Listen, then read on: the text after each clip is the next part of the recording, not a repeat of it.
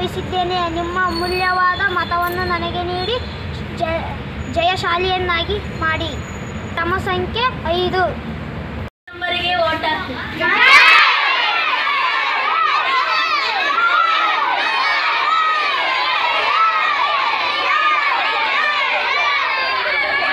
ಆತ್ಮೀಯ ವಿದ್ಯಾರ್ಥಿಗಳೇ, ಎಲ್ಲರೂ ನೋಡಿ, ನಿಮ್ಗೆಲ್ಲಲ್ಲಿ ಕೆಂಪು ಔಟ ಕಾಣ್ತಾವಲ್ಲ. ಈ ಕೆಂಪು ಔಟ ಹಾಕಿರೋ ಉದ್ದೇಶ ಏನಪ್ಪ ಅಂದರೆ, ಈಗ ಶಾಲೆ ಸಂಸತ್ತು ಚುನಾವಣೆ ನಡೀತಿದೆ. ಈ ಚುನಾವಣೆಯಲ್ಲಿ ಇದು ನಿರ್ಬಂಧ ಪ್ರದೇಶ.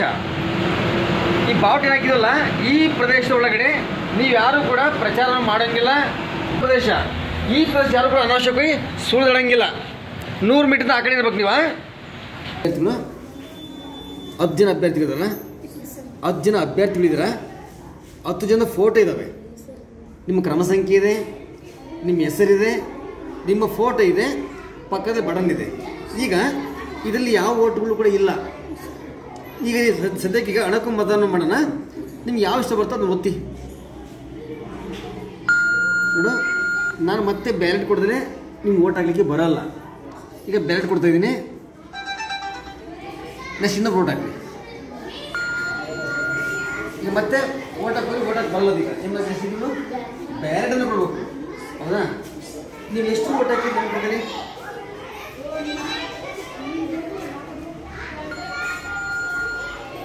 ಅದು ಹಾಕಲ್ಲ. ಈಗ ನೀವ್ಯಾರು ಚೆಕ್ ಮಾಡ್ತೀರ? ಒಂದು ಹಾಕಿ, ಇನ್ನೊಂದು ಚೆಕ್ ಮಾಡ್ತೀನಿ ನಾನು. ಹಾಕಿ, ಇನ್ನೊಂದು ಹಾಕು. ಹಾಂ, ಈಗ ಎಲ್ಲರೂ ಓಟ್ ಹಾಕಿದ್ದೀರ. ಯಾರು ಎಷ್ಟು ಬಂದು ಅಂತ ರಿಸಲ್ಟ್ ನೋಡಿದ್ದೀನಿ. ಈಗ ಕ್ಲೋಸ್ ಮಾಡ್ತೀನಿ. ಕ್ಲೋಸ್ ಮಾಡಿದ್ರೆ ಮತ್ತೆ ಓಟ್ ಹಾಕಲಿಕ್ಕೆ ಬರಲ್ಲ. ಕ್ಲೋಸ್ ಮಾಡಲ್ಲ. ಕ್ಲೋಸ್ ಮಾಡಿದ್ರೆ ಈಗ ಮತ್ತೆ ಓಟ್ ಹಾಕ್ಲಿಕ್ಕೆ ಬರಲ್ಲ. ನೋಡಿ, ಬರುತ್ತಾ? ಬರಲ್ಲ. ಈಗ ನೋಡಕ್ಕೆ ನಾವು ರಿಸಲ್ಟನ್ನು ನೋಡ್ಬೇಕು. ರಿಸಲ್ಟ್ ಯಾರು ಇಷ್ಟು ಬಂದವು ಅಂತೇಳಿ ನೋಡಿ. ನೀವು ಹಾಕಿದ್ದು ನೆನಪಿದೆ ನಿಮಗೆ?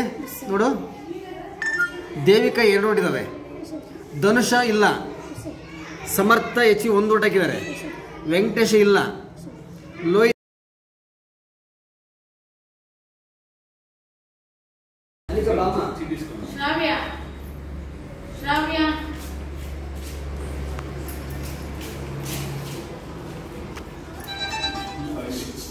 ಅಲ್ಲಿ ಫೋಟೋ ಇದೆ, ಹೆಸರಿದೆ, ನಂಬರ್ ಇದೆ. ಯಾರು ಬೇಕಾದ ಗೊತ್ತು?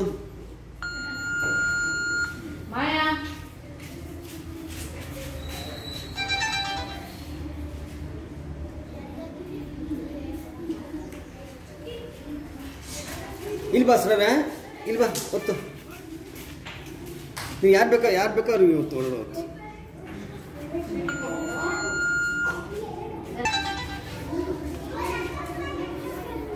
ಫೋಟೋ ಕಾಣುತ್ತಾ? ಹಾಂ, ಗೊತ್ತಮ್ಮ. Very good, very good. Devika ಹೆಚ್ಚುಟ್ಟಿಯಾದ ನಾನು ಶಾಲಾ ಸಂಸತ್ ಚುನಾವಣೆಯಲ್ಲಿ ಭಾರಿ ಅಂಕದಿಂದ ಗೆದ್ದು ನನ್ನನ್ನು ಶಾಲಾ ಮುಖ್ಯಮಂತ್ರಿಯಾಗಿ ಪ್ರಮಾಣ ವಚನ ಸ್ವೀಕರಿಸುತ್ತಿದ್ದೆ.